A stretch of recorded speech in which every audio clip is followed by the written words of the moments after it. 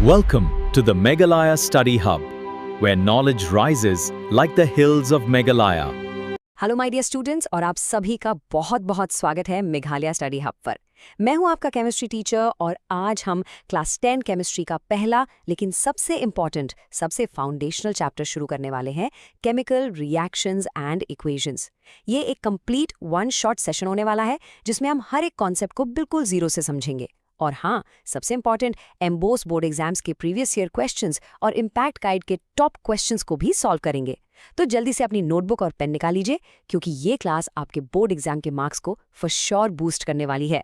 चलिए शुरू करते हैं। Okay, so let's dive right in. सबसे पहला सवाल, ये केमिकल रिएक्शन आखिर चीज क्या है? देखो, बिल्कुल सिंपल शब्दों में ये एक ऐसा प्रोसेस है जिसमें कुछ चीजें आपस में मिलकर या फिर टूटकर एकदम नई चीजें बनाती हैं। और नई से मेरा मतलब सिर्फ दिखने में नया नहीं है, उनकी प्रॉपर्टीज, उनका पूरा कैरेक्टर ही बदल जाता है। सोचो, सबसे बेस्ट एग्जाम्पल, हाइड्रोजन गैस और ऑक्सीजन गैस दोनों इनविजिबल गैसेस हैं, राइट? लेकिन जब वो रिएक्ट करती हैं तो क्या बनता है? वाटर, H2O, जो कि एक लिक्विड है। और प्रॉपर्टीज देखो, हाइड्रोजन खुद जलती है, ऑक्सीजन जलने में हेल्प करती है, लेकिन पानी तो आग बुझाता है। देखा जादू? बस इसी केमिकल जादू को हम कहते हैं केमिकल रिएक्शन।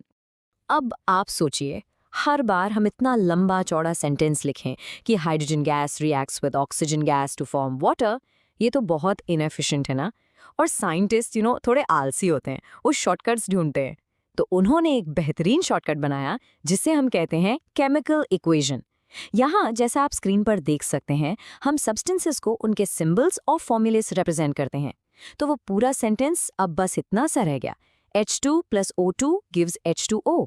कितना नीट, क्लीन और टू द पॉइंट तरीका है पूरी स्टोरी बताने का। लेकिन हमें पता कैसे चलेगा कि रिएक्शन हुआ भी है या नहीं? हम केमिकल डिटेक्टिव्स कैसे बनेंगे? वेल, उसके लिए है कुछ क्लूज, कुछ साइंस जिन्हें हम कहते हैं कैरेक्टरिस्टिक्स। जैसे हो सकता है आपको गैस की बबल्स निकलते हुए दिखें।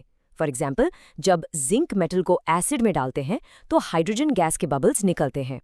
या फिर प्रेसिपिटेट बन सकता है, जो एक सॉलिड होता है जो सोल्यूशन में घुलता नहीं और नीचे बैठ जाता है। सबसे कॉमन क्लू है कलर का बदल जाना। और कभी कभी कंटेनर या तो गर्म हो जाता है या ठंडा, यानी चेंज इन टेम्परेचर। जैसे पानी में चूना डालने पर पानी उबलने लगता है। और हाँ, स्टेट भी बदल सकती है, दो गैस मिलकर एक सॉलिड भी बना सकती हैं। इनमें से कुछ भी दिखे तो समझ जाना और रिएक्शन इज हैपनिंग। ओके, अब आते हैं MOBS का एक फेवरेट क्वेश्चन। ये सवाल बोर्ड एग्जाम्स में इतनी बार पूछा गया है ना कि इसे आना ऑलमोस्ट गारंटीड है। Why do we need to balance a chemical equation? हम H2O के आगे 2 या Fe के आगे 3 ये नंबर्स क्यों लगाते हैं? ऐसे क्यों नहीं छोड़ देते? जरा सोचिए, इसके पीछे केमिस्ट्री का एक बहुत फंडामेंटल, एक बहुत इंपॉर्टेंट रूल है। और वो रूल ये है, the law of conservation of mass. ये लॉ सिंपल सा कहता है कि मास को ना आप बना सकते हो ना मिटा सकते हो। बिल्कुल सिंपल वर्ड्स में, रिएक्शन शुरू होने से पहले आपके पास जितने एटम्स थे, रिएक्शन खत्म होने के बाद भी उतने ही एटम्स होने चाहिए। एक भी एटम गायब नहीं हो सकता और ना ही हवा से पैदा हो सकता है। इसे ऐसे समझो, अगर आपने केक बनाने के लिए 200 ग्राम मैदा और 100 ग्राम चीनी ली, तो बेक होने के बाद केक का वेट 300 ग्राम के आसपास ही होगा, 500 ग्राम नहीं हो सकता। रिएक्टेंट्स का टोटल मास हमेशा प्रोडक्ट्स के टोटल मास के बराबर होना चाहिए। This is a non negotiable rule, इसे फॉलो करना ही पड़ेगा। तो उस लॉ को ओबे करने के लिए हम इक्वेशन को बैलेंस करते हैं। अब स्क्रीन पर जरा ध्यान से देखो, लेफ्ट कॉलम में है एक अनबैलेंस्ड इक्वेशन जिसे हम स्केलेटल इक्वेशन भी कहते हैं। काउंट करके देखो, LHS यानी लेफ्ट हैंड साइड पर 1 आयरन एटम है, जबकि RHS यानी राइट हैंड साइड पर 3 है। ऑक्सीजन LHS पर 1 है, RHS पर 4 है। ये तो लॉ को तोड़ रहा है। अब राइट कॉलम में देखो, ये है बैलेंस्ड इक्वेशन। हमने कोएफिशिएंट्स यानी ये बड़े नंबर्स जैसे 3 और 4 लगाकर हर एलिमेंट के एटम्स को दोनों तरफ इक्वल कर दिया है। अब ये इक्वेशन बिल्कुल लॉ को फॉलो कर रही है। तो चलिए अब इसे बैलेंस करना सीखते हैं। मेथड का नाम है hit and trial method. First step, जैसा आप स्लाइड पर देख रहे हैं, एक सिंपल सा टेबल बना लीजिए। इसमें LHS और RHS के सारे एटम्स का हिसाब लिख लीजिए। ये टेबल आपको एकदम क्लियर पिक्चर देगा कि प्रॉब्लम कहाँ है।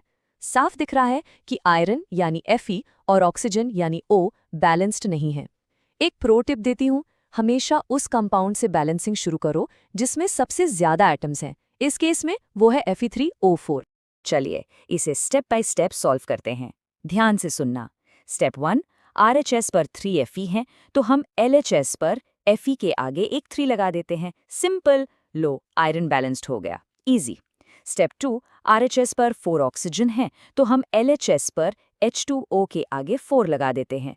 ग्रेट, ऑक्सीजन भी बैलेंस्ड। लेकिन रुको, जैसे ही हमने H2O के आगे 4 लगाया, उसने हाइड्रोजन का काउंट डिस्टर्ब कर दिया। अब LHS पर हाइड्रोजन हो गए 4 × 2 यानी 8।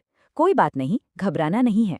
स्टेप 3, हम सिंपली RHS पर H2 के आगे एक 4 लगा देंगे तो वहां भी 4 × 2 8 हाइड्रोजन हो गए। अब फाइनल चेक करो, 3 Fe 8 H 4 O दोनों तरफ। Equation perfectly balanced. Balancing master कर लिया? फैंटास्टिक। अब हम चलते हैं इस चैप्टर के हार्ट पर, यानी टाइप्स ऑफ केमिकल रिएक्शंस। देखो, दुनिया में लाखों करोड़ों रिएक्शंस होते हैं, लेकिन अच्छी खबर ये है कि हम उन्हें सिर्फ कुछ मेन कैटेगरीज में क्लासिफाई कर सकते हैं। आपके सिलेबस में 5 मेजर टाइप्स हैं और हम एक एक करके सबको एग्जाम्पल्स के साथ समझेंगे। सबसे पहला और सबसे सिंपल टाइप है कॉम्बिनेशन रिएक्शन। नाम से ही सब कुछ क्लियर है। इसमें 2 या 2 से ज्यादा रिएक्टेंट्स आपस में कंबाइन होते हैं, यानी जुड़ जाते हैं और एक सिंगल प्रोडक्ट बनाते हैं। स्क्रीन पर फॉर्मूला देखो, A + B मिलकर बनाते हैं C। बिल्कुल सिंपल, जैसे आपने ब्रेड और बटर को कंबाइन करके एक सैंडविच बना दिया। इसका एक क्लासिक MOBS फेवरेट एग्जाम्पल है स्लेक्ट लाइम का बनना। जब हम क्विक लाइम यानी CaO को पानी में डालते हैं तो वो कंबाइन होकर स्लेक्ट लाइम यानी कैल्शियम हाइड्रोक्साइड बनाते हैं। और इस प्रोसेस में आप देखोगे कि बीकर बहुत गर्म हो जाता है क्योंकि बहुत सारी हीट रिलीज होती है। और हाँ, याद रखो, जिस रिएक्शन में हीट रिलीज होती है उसे हम एक्सोथर्मिक रिएक्शन कहते हैं। ये टर्म एग्जाम के लिए बहुत बहुत इंपॉर्टेंट है।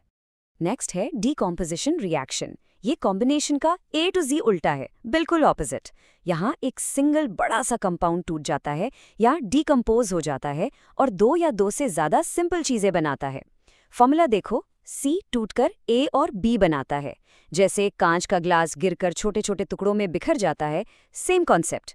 इसका एक वेरी इंपॉर्टेंट एग्जाम्पल जो आपकी टेक्स्ट बुक एक्टिविटी और इम्पैक्ट गाइड दोनों में है, वो है फेरस सल्फेट को हीट करना। देखो, फेरस सल्फेट क्रिस्टल्स का कलर होता है हल्का सा ग्रीन। जब आप उसे टेस्ट ट्यूब में हीट करते हो, वो डीकम्पोज होकर फेरिक ऑक्साइड बनाता है। और जो सबसे इंपॉर्टेंट ऑब्जर्वेशन है, जो एग्जाम में बार बार पूछा जाता है, वो है कलर चेंज। ग्रीन कलर बदल जाता है एकदम ब्राउन कलर में। ये कलर चेंज जरूर याद रखना। अब आते हैं डिस्प्लेसमेंट रिएक्शन पर। इसे समझने का सबसे अच्छा तरीका है स्ट्रॉन्ग वर्सेस वीक की फाइट। इसमें एक ज्यादा रिएक्टिव यानी स्ट्रॉन्ग एलिमेंट एक कम रिएक्टिव यानी वीक एलिमेंट को उसके कंपाउंड से धक्का मारकर निकाल देता है और खुद उसकी जगह ले लेता है। स्क्रीन पर देखो, स्ट्रॉन्ग A ने वीक B को उसके कंपाउंड BC से डिस्प्लेस कर दिया और बना लिया AC, और B बेचारा अकेला रह गया। ये स्ट्रॉन्ग और वीक का डिसीजन रिएक्टिविटी सीरीज के बेस पर होता है, जिसके बारे में हम आगे के चैप्टर्स में डिटेल में पढ़ेंगे। इसका परफेक्ट एग्जाम्पल है फेमस आयन नेल एक्सपेरिमेंट। जब हम एक लोहे की कील यानी Fe को नीले रंग के कॉपर सल्फेट यानी CuSO4 सोल्यूशन में डालते हैं तो थोड़ी देर बाद सोल्यूशन का ब्लू कलर फेड होकर ग्रीनिश हो जाता है। ऐसा क्यों हुआ? क्योंकि आयन Fe कॉपर से ज्यादा रिएक्टिव है, ज्यादा स्ट्रॉन्ग है। तो आयन ने कॉपर को डिस्प्लेस कर दिया और खुद आयन सल्फेट FeSO4 बना लिया, जिसका कलर ग्रीनिश होता है। और बेचारा कॉपर नेल के ऊपर एक ब्राउन लेयर की तरह डिपॉजिट हो जाता है। अब है डबल डिस्प्लेसमेंट रिएक्शन। अगर पिछला वाला स्ट्रॉन्ग वर्सेस वीक था, तो ये पार्टनर स्वैप जैसा है। इसमें 2 अलग अलग कंपाउंड्स आपस में अपने आयॉन्स यानी अपने पार्टनर्स को एक्सचेंज कर लेते हैं। फॉर्मूला देखो, AB और CD ने रिएक्ट किया तो A ने D के साथ जोड़ी बना ली और C ने B के साथ। दोनों ने अपने पार्टनर्स बदल लिए, इसीलिए नाम है डबल डिस्प्लेसमेंट। Easy right? इसका एक टेक्स्ट बुक एग्जाम्पल जो एम्बोस PYQ में भी आ चुका है।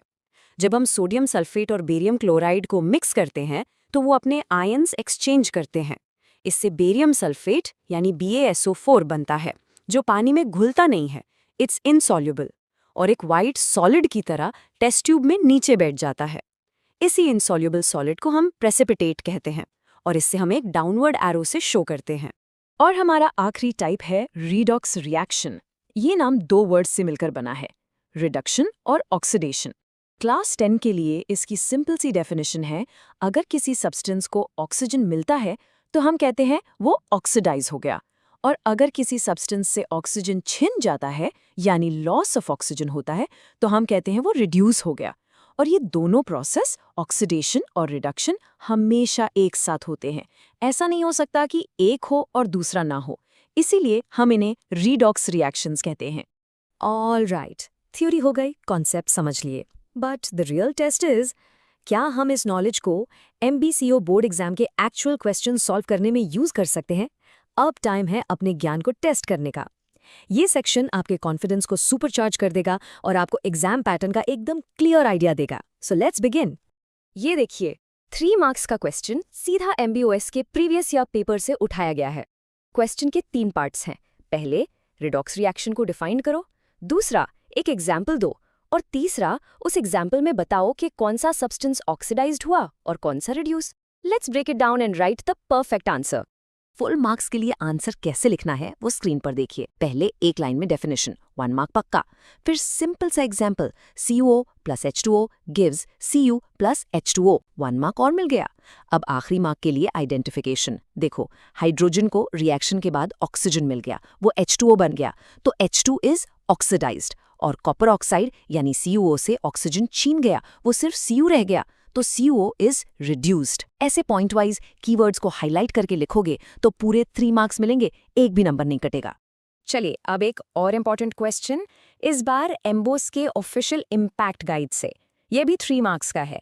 क्वेश्चन पूछ रहा है कि जब हम जिंक को आयरन 2 सल्फेट सोल्यूशन में डालेंगे तो हम क्या ऑब्जर्व करेंगे, हमें क्या दिखेगा और उसकी रिएक्शन क्या होगी। याद कीजिए, स्ट्रॉन्ग वर्सेस वीक वाली फाइट और डिस्प्लेसमेंट रिएक्शन।